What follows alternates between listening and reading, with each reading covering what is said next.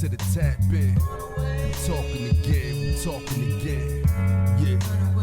Welcome to the podcast. Might talk a little shit, get a little brash. Might drink a little bit, smoke a little bit. Vibe a little bit, laugh a little bit. Yeah.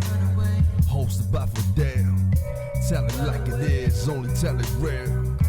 Live every Tuesday, you know the deal. We talking again. You now tuned in to the tap in. Thanks for coming on again. This is TakeNotez Talking Again podcast. I'm here on the tap. We are not at the Tap Studios.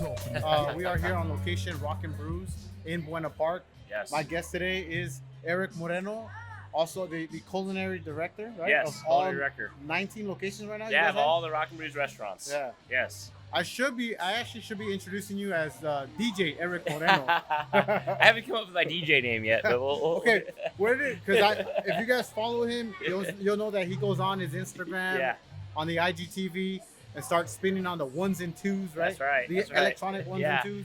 Quarantine style. Yeah. So, have you always been like DJ, or has that always? Oh, I've always been into music. Yeah. My best friend actually was the DJ of our group, but during quarantine, I'm like, you know what? It's time to go back and start spinning again. So, so you do have a little bit of experience. A little bit, but it's been mostly the past 4 months really getting down again. Yeah. I love it. Fun. Yeah, you know, I picture you as like working all day, all night, coming home, and you're like, let me just wind down. Yeah. And then turn my phone on. So you do it off of your phone. Yeah. And that little turntable Yeah. thing So it's pretty cool. When I was doing research, research, know anything about DJs. Okay, so there's so much out there now, and with just computer technology, right? So I was online, and like I said, I've always been into music and the whole DJ aspect. So I purchased this Pioneer DJ system, and I've always had an ear for it. So 3 months later, you see what I'm doing now with headphones. Yeah.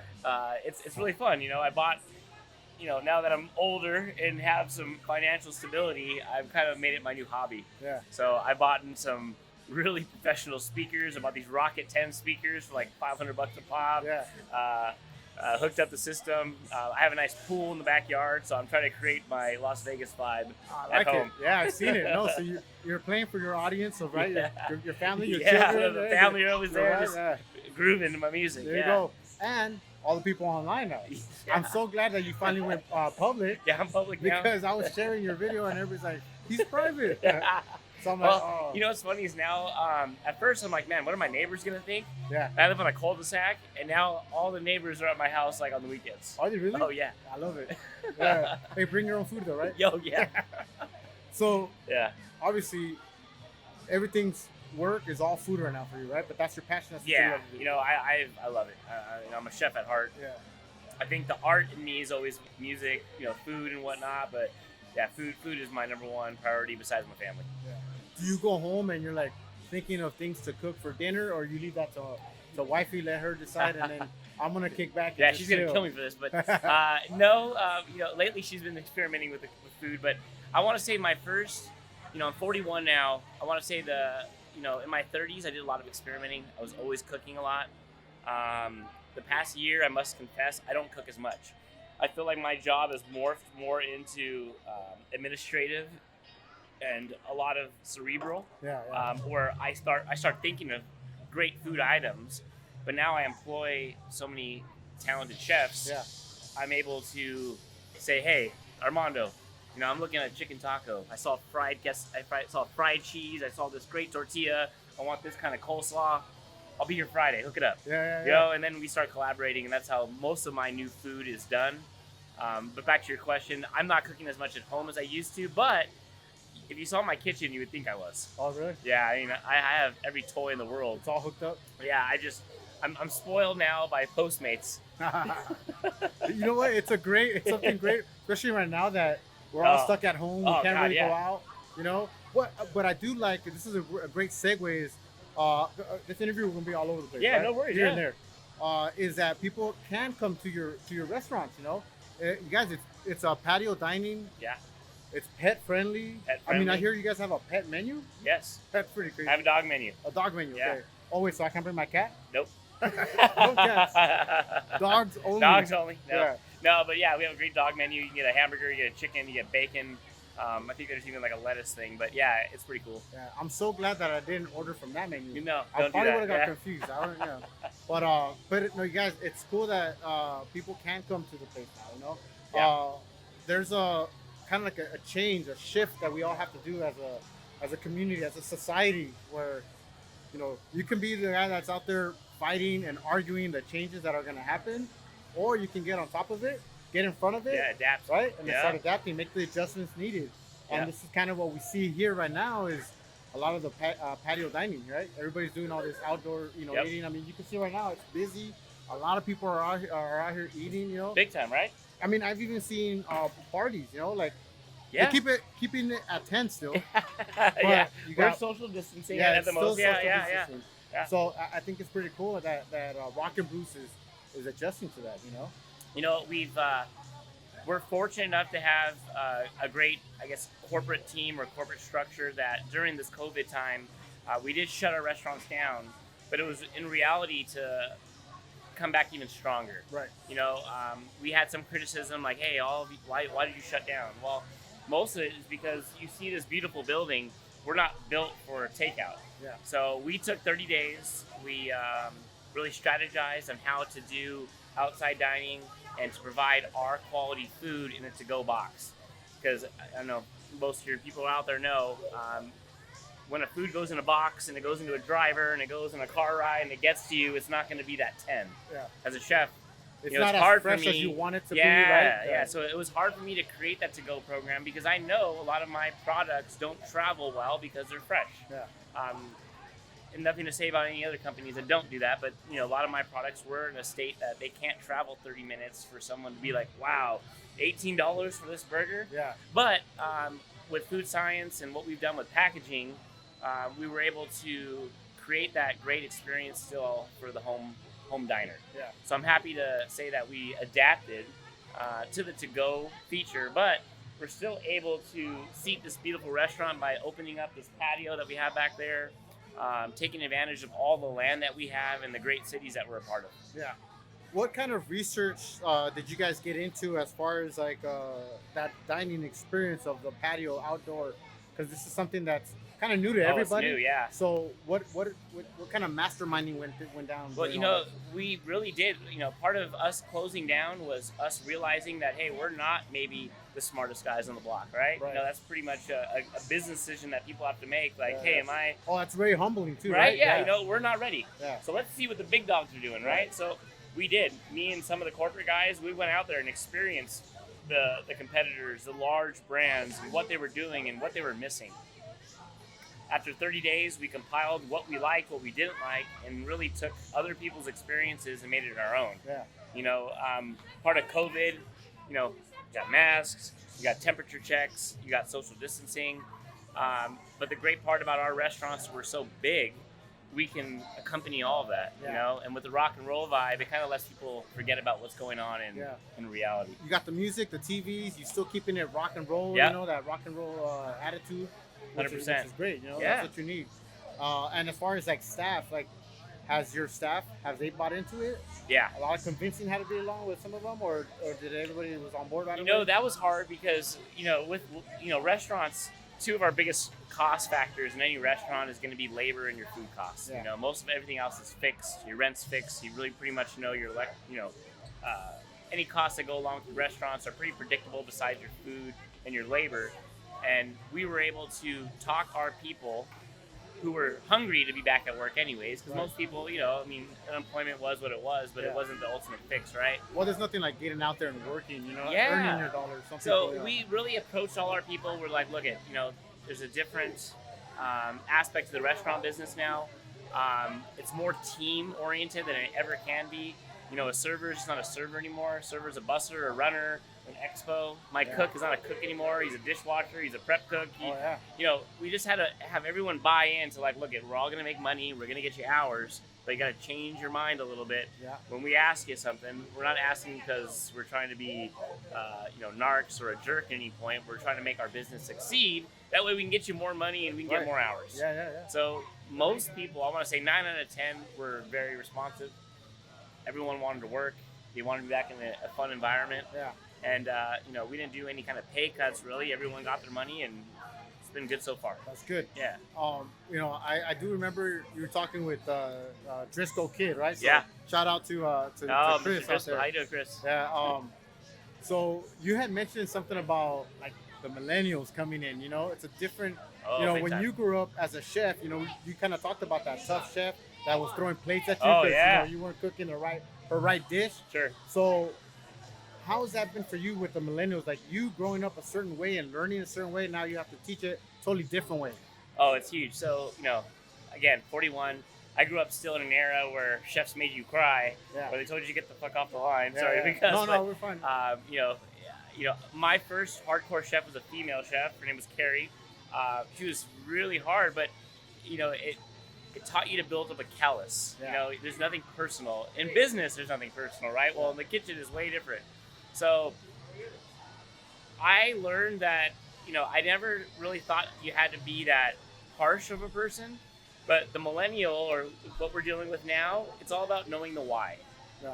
So now when you tell someone something, it's not just do it, but you're going to do this because. Yeah.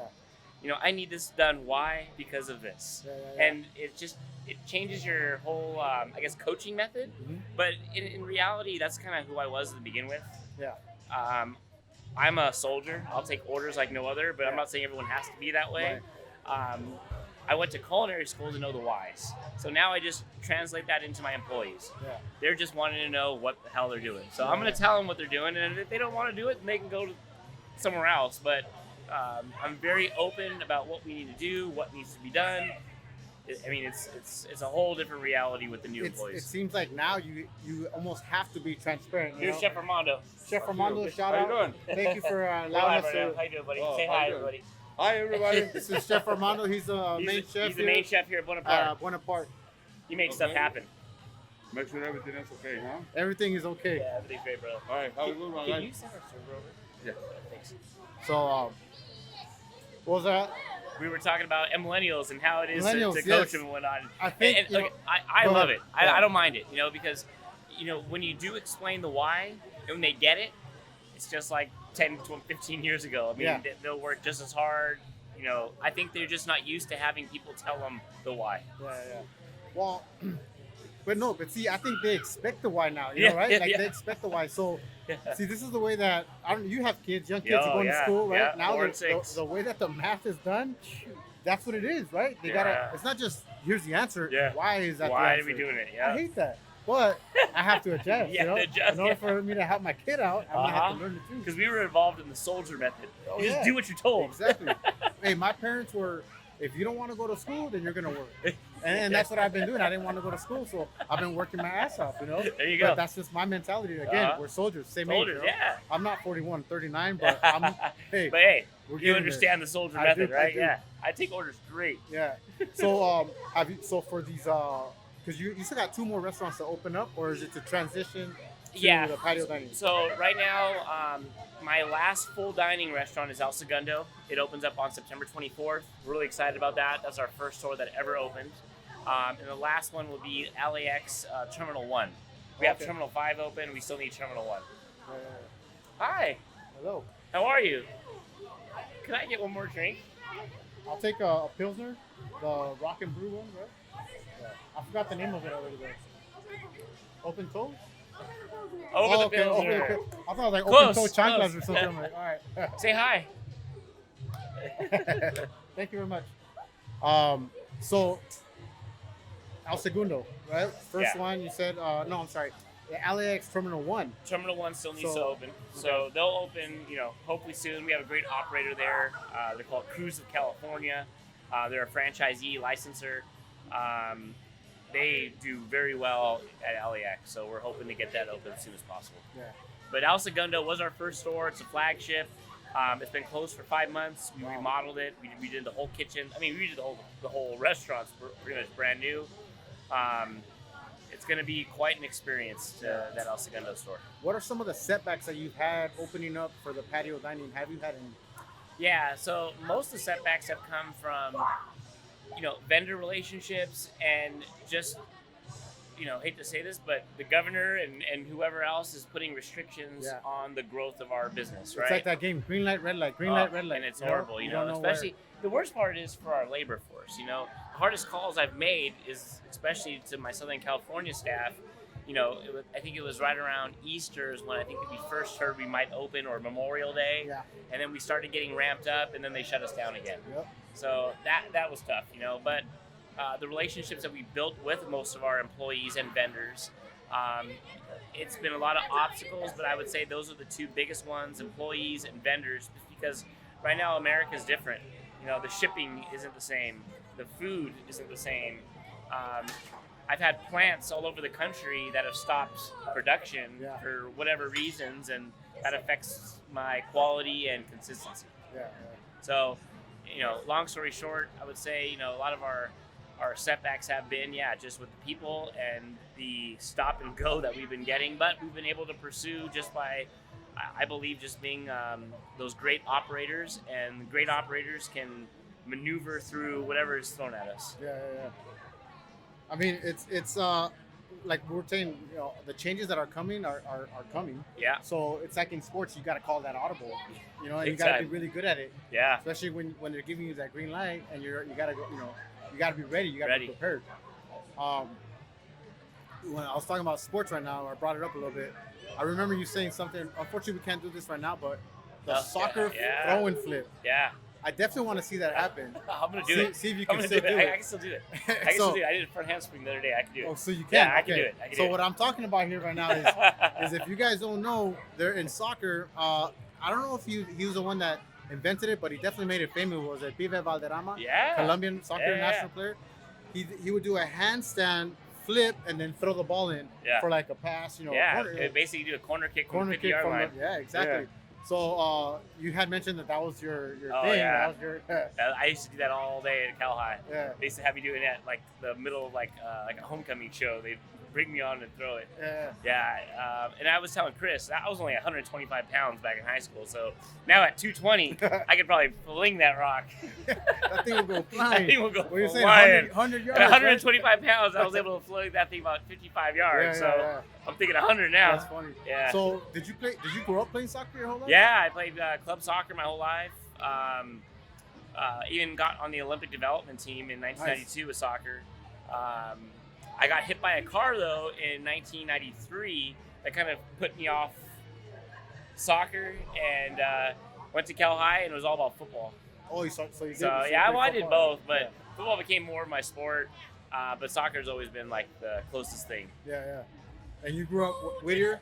Yeah, I grew up. I was born in Montebello, Beverly Hospital, and Monterey Park, and then moved to Whittier in 1997. Yeah. Have you been, because growing up in Whittier, I only visited Whittier, Pico Rivera. That's where I used to hang out when I was younger. I'm from West Covina. Always been from Covina area, right? Yeah. But there's a culture out there. Whittier has a culture. I mean, every city has one. Sure. Have you been able to adapt some of that into your food as the way you cook? Or? Yeah, I think so. I think my grandma, my mother were hardcore Latina cooks. Yeah. So I was raised by all women. They really took a hold of me and brought me into their kitchens. Yeah. So yeah, I would say. All right, thank you. Oh, nice. Thank you very much. Appreciate you. Cheers. Salud. Salud. But yeah, I feel like I bring a lot of Hispanic American cuisine. Okay. Yeah. Of course, I'm 100% Latino, but I'm like fifth generation, right? Yeah. So, my grandparents had lived there their whole life, so they incorporated a lot of, I guess, Americanized to Hispanic culture. Yeah. So, I might not use cotija, but I use good cheddar jack that's, impeccable, right? Yeah, so there's a lot of things I like to do within my food that kind of crosses what's called fusion, I guess. Fusion, yeah. Yeah, to what I learned in culinary, which is French cuisine, but I was brought up with very Latin influences. Yeah.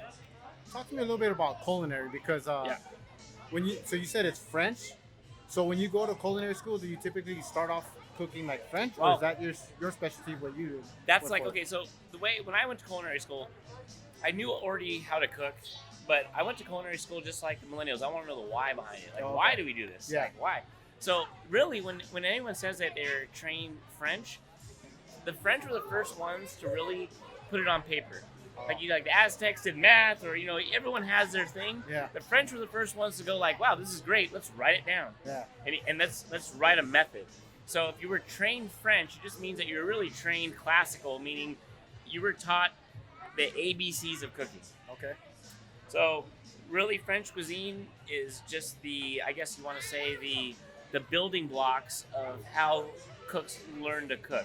Like my grandma did a lot of braising. Hispanics, we braise everything. We didn't call it braising. We called it, you put it in a pot with a bunch of liquid and you let it cook for a while. The French call it braising, and they do it in a freaking rondeau, and they're the ones who put the actions to all the steps. So the why, right? The why, right? Yeah. Like, why do we add, why do we make a roux? Well, Hispanics are making roux for days. They just didn't use butter and flour, but they used a thickening agent, and that was their roux. Yeah. So I just learned a lot in culinary school, French-wise, as to what I was doing. But I would say most of my cooking style is a cross between Asian and Latino. They're so very similar. Where do you get the Asian from? That's just my palate. I love salt. Yeah. And fortunately or unfortunately, there's a lot of soy or whatever you want to call it. I'm just a salt fiend, so I think those two things go hand in hand. Yeah. Well, you're someone that has traveled internationally, right? You're all over the place. So you've gotten a little bit of a taste of everything and got to experience different foods from different cultures and countries. Do you feel that helped a lot with your cooking? Spices, throwing them out there, experimenting, as far as like research and everything. I'm a very plain person, so a lot of my family will laugh. Like when they first found out I was gonna be a chef, they laughed. But for me, it was one of those things like I have a very narrow palate. Yeah. I know what I like. I'm a meat and potatoes guy. Yeah. But as I grew up, my palate got bigger. Now, I'm not a huge fish person, but I'll taste every fish in the world and tell you what I think about it. But it's not something I crave. I feel like a lot of what I do now with food. I'm sorry, I lost my train of thought there for a second, but go internationally. Yeah, so I feel like guy?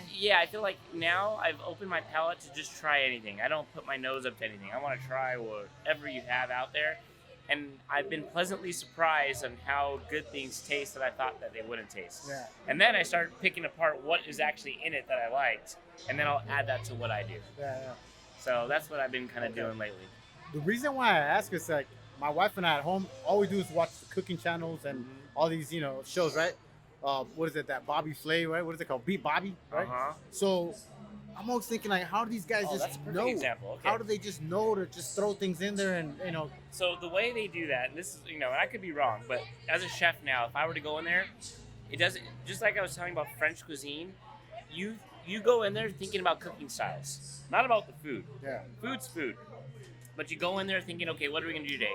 Okay, I'm going to use a fryer, I'm going to use a braiser, I'm going to use, a pressure cooker, and that's what we're going to use. Yeah. So whatever protein comes in, then you just automatically flip through your Rolodex recipes that work on those different cooking styles. So that's what they're doing. Yeah. They go in there knowing what they're going to cook on. Knowing, And then how they're going to cook it. Yeah, so they'll pick, 4 different cooking methods, and then whatever ingredients there, they pull the Rolodex and they put that ingredient into what it is. Wow. So that's how you really think about it. Like, don't think about the ingredient. The ingredient's going to be a big part of it, but that's your chef experience. The way you plan it out in the kitchen is how you're going to cook it, though. Yeah. So And with such limited amount of time, you got to exactly. Quick. They start thinking, okay, the sous chef, you're going to handle the pressure cooker, the fryer, and the ice cream maker. I'm going to handle this, and that's how you work it. So you came from the Cheesecake Factory right before this. Before that, what kind of experience did you have in the kitchen? So, besides the family thing, I started working with Well, let's take a step back. So, when I graduated college, I started working with Enterprise Rent-A-Car, if you can believe that. But it really taught me a lot about business. Okay. 3 years Customer later, service, just all that good stuff. business, So me and my partner were like, hey, let's, we can run a business. Let's go in the food industry. Yeah. So we bought a pizza franchise. I'm 25 years old and I'm in a pizza franchise. Nice. And they sent me to pizza school for a month, and I learned that, man, I have great hands. I can make pizza like no other. So I'm really good at slapping dough, making pizzas. We do pretty well, but not good enough. After a couple of years, I bow out. I then go to culinary school to find out the whys of why I'm doing everything. And I start working with Nordstrom. So Nordstrom, maybe people don't know this, but they have restaurants in all their locations. Oh, really? Right next to lingerie and babies. Oh, yeah. Yeah, I didn't know there's that. the Yeah. cafe, yeah. So, and it's really cool. They all have cafes, and they're all very high-end. Yeah. Everything's fresh. Everything's expensive, Nordstrom. Right. But I really learned, I want to say that was probably the best learning experience because we weren't slammed, super busy, but we weren't slow. Yeah. So I was able to learn how a business works, what quality looks like, ordering the works. Then I got approached by Cheesecake Factory, and they approached me by saying, you're doing well, but how would you like to work for the Yankees of the food industry? The pinstripes. Yeah, the Yankees of the food industry. Yeah. And at that point, when I was in culinary school, I said I would never fucking work at Cheesecake Factory. 300 menu items? Fuck that. You gotta be on crack to work there. So I did it. And it really was 289 menu items made fresh. Every day, I had a brigade of 30 or 40 cooks. And I worked my way up. I was a kitchen manager. I worked my way up. It was the toughest job I ever had, but it taught me to be a businessman. So Nordstrom taught me how to be a chef. Cheesecake taught me how to be a businessman. All right. Because the only way you get promoted in a Cheesecake Factory really is knowing how to make money. Yeah. They expect you to cook. That's a given. They hired you to cook. Yeah. But can you make money? Yeah. Can you be efficient enough with each of the ingredients to turn a profit so our profit or shareholders are happy? So after working almost 6 years at Cheesecake Factory, I went to LAX. And I started with LAX, an operator called Cruise of California. They operated franchises in the airport. So I took over 2 Rock and Brews and Lemonade. If you heard of Lemonade, they're another restaurant in the South Bay. Uh-huh. So it was about $30 million in revenue. I was very excited to do it. I ran it for almost 2 years. And then I ended up, I was working for Rock and Brews as a franchisee. And one of the head people of Rock and Brews at the time was like, hey, let's see if you can be our corporate guy. Yeah. So, make a long story short, 2 years ago, I came with Rock and Brews as the director of kitchen operations. And about a year ago, I was promoted basically to the director of culinary. And now I oversee all aspects of kitchen development, recipe development, menu development. Anything that happens back there, It's all you. It's all me now. Yeah. Good and bad. Good and bad. Good and bad. Yeah. I take a lot of bad. Yeah, I haven't heard the bad, but I think you're too humble to say this. But I definitely heard the good. Okay. As soon as I walked in here, and can I share this? Yeah. Go Okay, ahead. so as soon as I walked in here, and we're just talking, and this lady walks in, and she just starts saying, she starts picking on your bread. Yeah. Okay, so she's picking on your bread, and she's Saying it's too shiny. It's too shiny. What do you spray on your bread? Yeah. And you're like, no, I don't spray anything. This Nothing. is Yeah. my thing. I got, no. I work at a restaurant, Yeah. and we're supposed to spray. Yeah. Like I know, she's like, Don't nope, do it. no, and she kind of, she apologized, Oh, right? yeah. But she did say that she frequented this place before, and she didn't like the food 2 No. years ago. Yeah. 2 years ago. And she said, as Yeah. of late, Yeah. she said it's awesome. Yeah. All right, so I got to, see that firsthand. Isn't that great? Yeah, I felt good for you. It makes me happy Like, too. yeah. Yeah. So Because that's you know what? pretty- I'm a, it is what it is, but I read Yelp consistently. Yeah. Yeah, I'm okay. Thank you. I'm a Yelp guy. Yeah. I want to know what's going on. I don't care, good or bad. Tell me. Right. I can't make it better if you don't tell me the bad, right? Right, And of course. I'm the first one to say we're not perfect. I'm not perfect. My cooks aren't perfect. We're gonna have bad days, but please let us know. Like, if I can tell any customer, it's not bad to tell your server if the food isn't great. Yeah. Me as a chef, general manager, you're here for an experience. We don't want to comp your food. We want to give you the right food. We want Right. to make it taste great. Yeah. So if I could give any advice on that part is definitely let us know when it's not right. Yeah. Because the worst part is most people that won't come back never say a word. And I'm guilty of that. I'm Me guilty too. of that. I'm that guy. Because I don't say shit. I grew up where I eat, leave. I'm not coming back there. yeah, I'll give the compliment. I'll give the compliment, but if I don't like it, I'm walking out. Walk it out. Yeah. Zip it. That's Yeah. it. And I think like you just said right now, maybe you should. Yeah. And I just don't want to offend, right? So I'm No, always that. don't worry hey, about it. I You're don't not wanna- going to offend us. I guess if you're not an asshole, right? Yeah. When you're leaving that comment, maybe. Well, no, I would say, and I say it very humbly, the weak chef can't take that bad compliment. Yeah. I get tired of good compliments. I want to know what really people think. Yeah. Like I tell my CEO sometimes, I want to, they call me sometimes, oh, the food's great. No, it wasn't. Tell me, I know the fries weren't hot, or I know, tell me what was wrong, because we got to coach it. I can't get better if you don't tell me what's wrong. Right. So, tell people what's wrong. I will. Especially in the restaurant. I can't say anything bad about what I had earlier today with the boneless wings. I had all that burger that you gave me was really good with the egg. I don't know what was the name of that. That's our gastropub burger. The gastropub burger. Yeah. I'm sure it's in here somewhere, but I don't want to mess up our nice, cool little. Oh, there it is. I got you. But you got, one of the cool things about this place here is you work so hard on this this brand album new menu that you can't really use right now, because No. everybody's got that scanning menu thing. Yep. A contactless menu. But new day and age, right? this is really cool. It's an album cover type, throwback to it. But like you said, you can't really use it, right? Well, hopefully when we get back to normal, hopefully 2021, I can bring this menu back.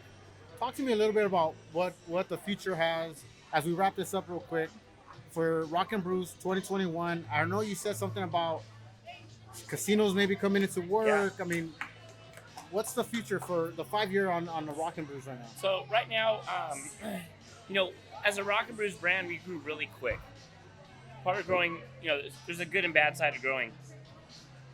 Consistency is key for any restaurant to succeed. The faster you grow, it's harder to keep everything consistent. So part of our job over the past 2 years was really finding out who we were. Maybe it's not great to be 30 restaurants. Maybe we take it back to the 19. We make sure those 19 are running on full cylinders, and then we can have the plan to move on. So over the last year, we really took kind of a step back. We're not opening a ton of restaurants. We need to fix our house. We need to make it consistent, show people that food quality is going up, hire the right people, train them, all that good stuff that you hear that you need to be in a restaurant. So really, 2019 was setting us up for a great 2020. The first 3 months were awesome. We were up in sales, we were up in everything. COVID happens. I think I believe as a company, we've made all the right adjustments. Speaking with my ownership, we are in a very good position for 2020 to finish. So 2021 really is sky's the limit right now for us. I mean, not many people are opening restaurants in 2020. I mean, I think more closing down. And I've opened up 5 in the last 6 weeks. So it's insane. Yeah, it's insane, right? So we're opening restaurants without giving too much away. We have casino licensing deals that are in the works around the country.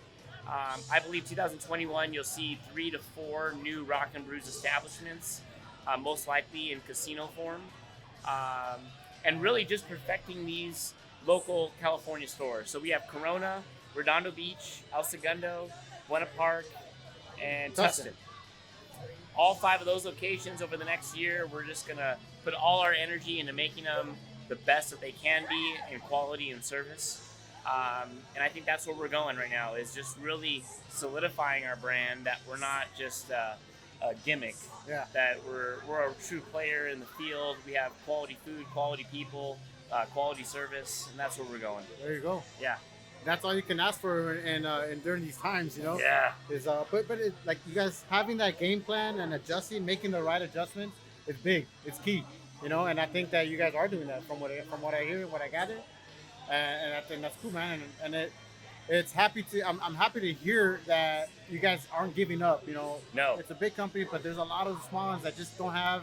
Maybe they don't have the el dinero, the money for it. Maybe it's not tough, hard. I mean, it's not easy. Like right now, we talked about it. The real estate, they might not even have room to do patio dining. Yeah. I mean, restaurant businesses, if you're going to be in this business, you have to love it. Yeah. The profit margins aren't huge. If anybody doesn't know this, but we don't make lots of money. Yeah. The goal is to have multiple establishments, run them right, have a certain profit margin, and just drill that to no end. But for the smaller mom and pop, it is hard.